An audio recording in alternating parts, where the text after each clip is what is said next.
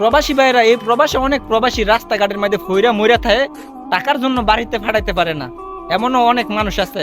কিন্তু প্রবাসীদের নিয়ে কেউ কখনো কথা বলে নাই। এই কথাগুলা বলছে জামাতের আমির ডক্টর শফিকুর রহমান ভাই। কথাগুলো একটু শুনেন, যদি ভাল লাগে প্রবাসী ভাইরা ভিডিওটা শেয়ার করে দিবেন। কেউ যদি বিদেশের মাটিতে ইন্তেকাল করে, তার লাশ রাষ্ট্রীয় দায়িত্বে সম্মানের সাথে বিনা পয়সায় দেশে আনা হবে।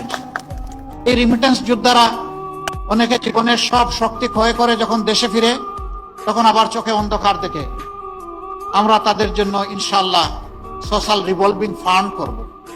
একসময় সে কিছু কিছু কন্ট্রিবিউট করবে, পরবর্তী পর্যায়ে সমপরিমাণ সরকার থেকে কন্ট্রিবিউট করে সে যখন অবসর জীবনে চলে আসবে, তখন তার হাতে ইনশাল্লাহ আমরা একটা কিছু তুলে দেব।